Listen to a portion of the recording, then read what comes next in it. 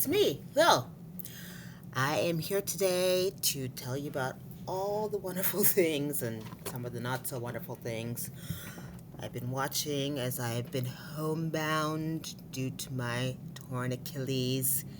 So, this episode is going to be pretty much dedicated to telly time, and I'll also give you my dish on the recently aired Critics' Choice Awards, which are the first award show of the season. Let's start with Pluribus, which is on Apple TV. I had a free trial for like 3 months or something. The only time I ever watch Apple TV is when I have a free trial because honestly, there's just not enough content on there for it to be worth it for me. Not enough really good content. There's like 3 or 4 shows that I like on it. Ted Lasso, The Studio, Severance. The other ones are just mid. Morning Show, Shrinking, and Loot. I heard Slow Horses is really good, but it's already 5 seasons in, so I'm going to save that as a retirement watch. Pluribus is a new dark comedy brought to us by Vince Gilligan, who first made his entree into the television world through The X-Files, which is one of my favorite shows ever. And then he also did Breaking Bad and Better Call Saul, which I could never really get into. I tried Breaking Bad, it was not for me. So I never watched Better Call Saul either, since that was a sequel. This newest venture, he's going back to his old sci-fi / fantasy roots, which I'm happy about. This show is based on the premise that an alien virus has transformed all of humanity into this peaceful, content hive mind where they're all connected. They use we pronouns. Everybody's very happy all the time. There's no problems. The only thing being, there's about a dozen or so people from around the world who were not infected by this virus. And the show is centered around one of those women, Carol Sturka from Albuquerque. She's immune to the effects of the joining, as they call it. And even though she has a companion who's part of the hive mind, who happily accommodates all her wishes, she is dead set against having this joining prevail. Even though the hive mind assists her in some ways, like getting her a grenade when she asks for it, or sending a drone to pick up her trash, they tell her that they will ultimately seek to assimilate her into the hive once they figure out how to do it. The other dozen people are pretty compliant and accepting of this new world order. Some of them can't wait to be assimilated into the hive. But Carol and this another gentleman, Colombian man living in Paraguay, are the only 2 people who are desperately seeking a way to reverse the joining. I love the concept. It's very original, but it's hard for me to get fully on board because I feel like if I was one of the immune people, I would be one of the ones who'd want to join the hive, because who doesn't want to be happy and content all the time? Sorry, that's how I feel. I understand that people should have the right and freedom to be individual and have their own free will, etc. But it all really sounds like paradise to me. So the fact that Carol is trying to do anything she can to recruit the others to fight against this is a little annoying to me. The other thing that's annoying is that Carol is so cynical and a complete misanthrope, which is odd because she wants people to go back to being what they were, and just not fun to watch. However, Ray Seahorn, who plays Carol, does an excellent job showing us all these negative aspects of Carol, but at the same time infusing her with some humanity and doubts about what she's doing and if she wants to be part of the hive mind. and trying to reject the lore of being part of the hive mind. All of the production elements of the show and the writing are very strong. I just don't know if I want to watch another season about a miserable person. But of course, the season finale was a cliffhanger, which does make me want to watch more to see what happens. But if I don't see a big character arc in Carol, I don't know if I can stick around for another season. It's definitely worth a watch if you have Apple TV, but as I said, it's not worth getting Apple TV just for this. Check it out in a free trial and see what other shows you like. It may be worth it for you. I give Pluribus a Lil's letter grade of a B. Moving on, I also finally watched Adolescence, the hit limited series on Netflix, which came out earlier this year, and I was in a bad space. So when I started it and saw how depressing it's gonna be, I turned it off. Now I'm in a better space. And I saw it's only 4 episodes. So I was all in. It's extremely well done, very tight. It's perfect that it's only 4 episodes. What makes it especially good from a kind of directorial point of view is that each episode is shot in one continuous take. There's no like fade ins or fade outs to another scene. Everything just flows one thing into another. I'm amazed how they're able to do this. I don't understand how it works, but what if somebody needs another take? Do they start the whole thing over again? I don't know. But it just really helps keep you engaged the whole time. The show is about this 13-year-old boy, Jamie, who's been accused of murdering one of his classmates. Each episode focuses on a different person who's involved in this case. One episode follows the prime inspector who's investigating the case. Another episode focuses on the ramifications of all this on Jamie's family. But the best episode of the 4, which is so well done, is the scene between Jamie and the forensic psychologist who's sent to interview him. Both actors do an amazing job. You can feel every beat, every tense moment, every confusing moment, every angry moment of the whole scene. And the actor is Owen Cooper, who's 16 and just making his acting debut. Does such a good job of showing us all the different colors of Jamie, how he wants to be adored by girls, but at the same time has a lot of anger towards them. It's a very interesting cat and mouse scene where they're both kind of, in some ways, trying to get under each other's skin.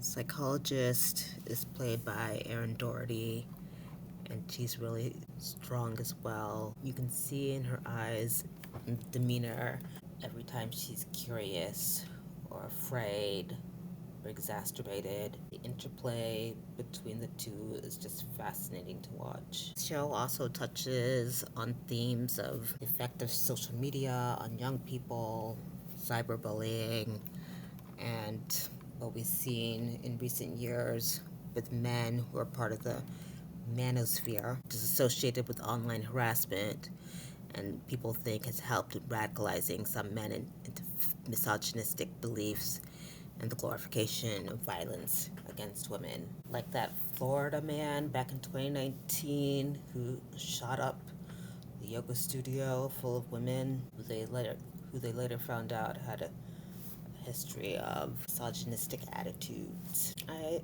highly recommend Adolescence. It's a quick watch with really interesting character studies, strong writing, and performances. It's on Netflix, and I give it a Lil's letter grade of an A. Moving on, I'm going to talk about a cluster of shows that are about what I call rich white people problems. Every time one comes out, I promise myself I'm not going to watch it because I'm just sick of these rich white people problems. It's not fully realistic, and there's other 98% who have often more serious problems. But I don't know if it's like Schadenfreude or the fact that some of these plots are usually focused around some kind of mystery and you get sucked in, you have to keep watching. But it seems like I can't resist. So the ones I watched are all based on books. The first one that I watched was All Her Fault, starring Sarah Snook as a mother whose child goes missing, and the cops, her family, the whole community are doing their best to help him be found. It takes some interesting twists and turns and follows the usual whodunit formula of making it seem like anyone could be the culprit. First half of the series is focused around that, but then the latter half, after the culprit is discovered, focuses on what their motivation was. The ending is somewhat implausible, and something that you would think might be a truth stranger than fiction story, but you hope not, and you know not, because you definitely would have heard about it if it had happened. I don't know how satisfying it is at the end, or if it was worth all the time invested. What you're really watching for here is Sarah Snook's performance. You may recall Sarah from an HBO Succession, where she won an Emmy. She's gotten a lot of praise for this performance, but I didn't see anything special or unique about it. Any other kidnapped child movie. She's doing the same trembling, breathy voiced, pleased to have her child returned. Her hands shake at just the right moment. She unleashes her anger on her husband and those around her. I don't know, it felt very Not Without My Daughter, which was a Sally Field movie back in the 90s. She's a really strong actress, but I don't know if this material was worth her efforts. Dakota Fanning has a supporting role as Sarah Snook's friend in the series. And the best part of the show is probably their relationship that passes the Bechdel test, where they're each trying to help each other navigate this situation, and shows how people become bonded through trauma. It's an 8-episode limited series streaming on Peacock, and even though it's not her best work, if you're a Sarah Snook fan, it could be worth watching for you. I give it a Lil's letter grade of a B-. The next show I checked out was The Hunting Wives on Netflix. This show is a little more lowbrow, I guess, and a lot more soapy than All Her Fault. It's about this woman, Sophie, with a troubled past, and her husband and child who moved from Boston to Dallas, Texas, and their liberal outrage is in full force when they attend a party at the husband's boss's house, which turns out to be an NRA fundraiser. Sophie, played by Brittany Snow, wants to put her past behind her and find a way to connect with these big-haired Texas socialite wives, and she forms a relationship, a pretty intimate relationship, with one of the head matriarchs, Margot Banks, played by Malin Ackerman. Sophie joins Margot and her circle of friends on an outing to their deluxe country cabin, and she learns how to skeet shoot, and Margot influences her into going back into some of the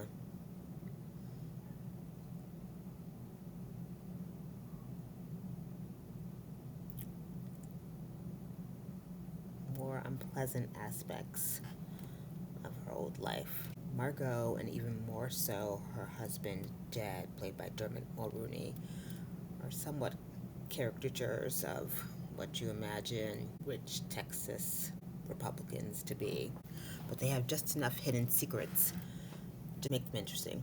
Also involves a teenage girl that's been kidnapped and another one that's been shot and killed. Sophie becomes the prime suspect for this murder, and the mystery is finding out if it really was her, if it was somebody else in this country fried community. This show somehow also does pass the Bechdel test, really focusing on the women's relationships outside of their interactions with men. But the writing and the performances aren't strong enough to hold your interest. Like most mystery series, this one ends on a cliffhanger too, but I don't feel invested enough to come back for season 2. I gave it a little letter grade of a C. I also finally got a chance to watch the much talked about Canadian series that airs on HBO Max called Heated Rivalry. Unlike the other 2 shows, this series is actually based on a collection of romance novels. I should state up front that I consider myself somewhat of a romance connoisseur because I've been reading romance novels since I was like 13. So I'm always interested in when one crosses into the mainstream and is made into a television series. And I can't often get behind them because I know they're not as good as some of the other books that I've read. But maybe this is what TV producers think is most palatable for the mainstream. People think that genre is just all fluff writing and beach reads, but many of them do have excellent storytelling with complex characters. So I get a little bitter when one of these makes it to the ears and eyes of the general public. And I wonder why this book or why this series? Like Bridgerton. I've read Julia Quinn. She's not that great.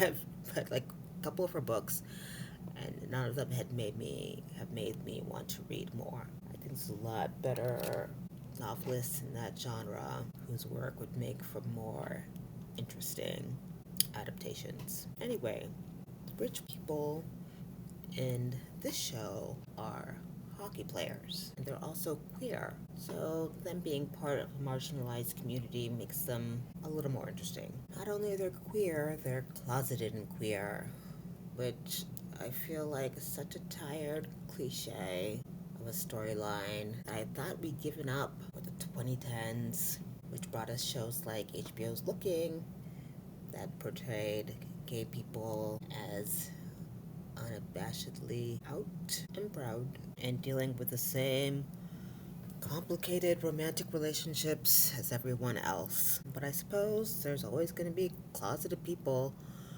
I just don't know how many different spins you can take on that storyline. This particular spin is the 2 lovers are famous elite athletes, and they have to keep their relationship hidden, particularly because they're on rival hockey teams, and the public knows them as having much animosity between each other. The Russian hockey player who seduces this more naive Canadian hockey player treats him very poorly. It's not especially fun to watch. I will say the actors have great chemistry and the love scenes are really hot, but once again, I don't love watching things about unlikable people. The bulk of the series focuses on the Russian and Canadian romance, but episode 3 takes a turn and is about the story that's actually the first novel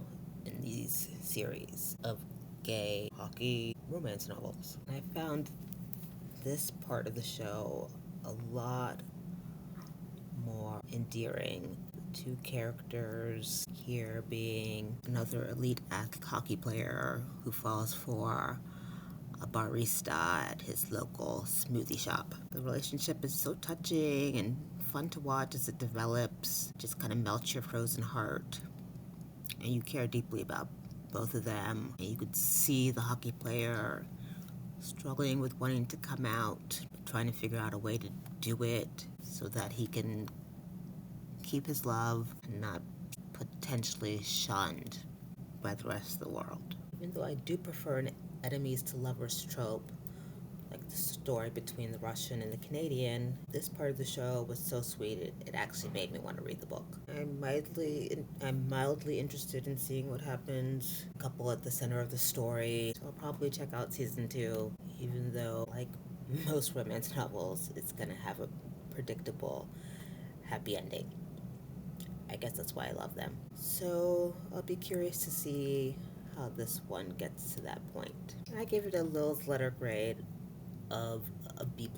Now, the last show I want to talk about is one that you do not need to spend your time checking out.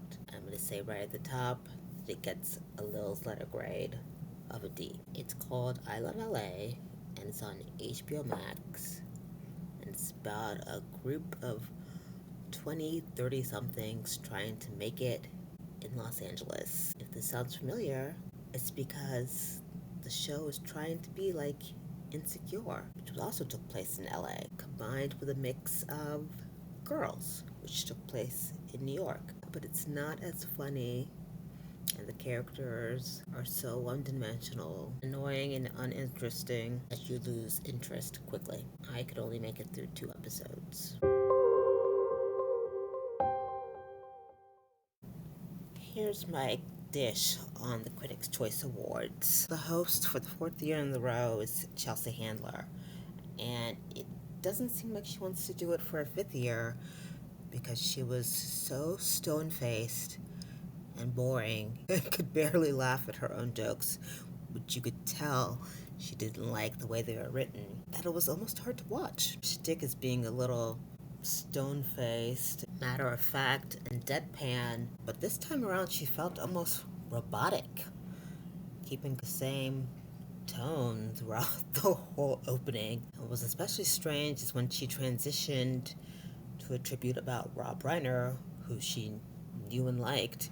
She continued to use that same bored tone.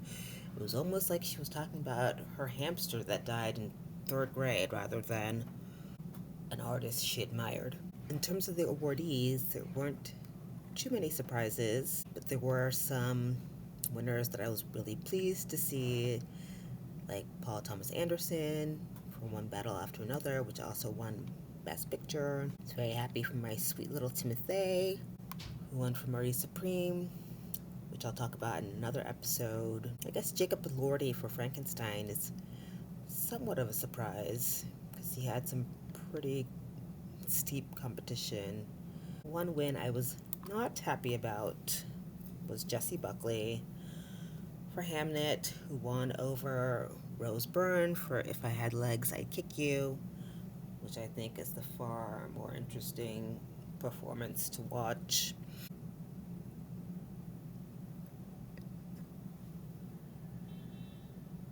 Even though they're both about suffering moms, and I don't have children, I related to Rose's performance more when they dove into her relationship around therapy. That resonated with me, and her performance is just very visceral. It's probably going to be a neck-and-neck competition between her and Jessie for the rest of the season. One good thing is that they're in separate categories for the Golden Globes. Jessie's in the drama category, and Rose is in the comedy category, so I hope each one wins in her category. On the TV side, there weren't many surprises. Pretty much everybody who won an Emmy last year also won a Critics' Choice Award, with the exception of Ray Seahorn from Pluribus, whose show debuted after the Emmys aired. The comedic supporting actor and actress were people who've been praised for the performances but not always rewarded. Ike Barinholtz from The Studio, my personal favorite, Janelle James from Abbott Elementary. Enough of that. Let's get to what we really want to hear about. The fashions. Overall, everybody kept it pretty subdued, which makes sense because you have a whole award season to go through. You don't want to rush it and show your best look first. There was a running theme of women in menswear. I saw a lot of pants, tuxedo looks, pantsuits. And then on the men's side, we continue to see them make more of an effort in terms of their fashion. I think this is due to the influence of Coleman Domingo, who is a true fashionista and really appreciates and takes care with his fashion. So the men have been stepping it up in recent years. Ethan Hawke looked particularly excellent in a bejeweled tuxedo. That's worth Googling. And for the best dressed woman of the evening, I have to give the honor to Wanmi Masako, who looked beautiful in a flowing blue ombre dress. She had the perfect jewels and perfect hairstyle for the event, and she was just glowing. Some other people you might want to run a Google image search on are Elle Fanning in a gold dress that looked like it'd been poured onto her, Mia Goth looking sophisticated and demure in a white off-the-shoulder Dior, Justine Lupe from Nobody Wants This, gorgeous aquamarine Prada dress, Erin Doherty in a Louis Vuitton dress that was very structural and interesting looking, but I don't know if it was necessarily attractive. However, the color was beautiful. It's kind of a mint green. And then just a special shout out to Cheryl Lee Ralph, who was 69 and still remaining toned, taut, and glowing. She was wearing a red Tony Ward couture dress with a beaded halter neckline. Hair and makeup on point as always. Come back next time where we'll have some Lil's Lights camera action as I take you through the movies I've recently seen. Bye!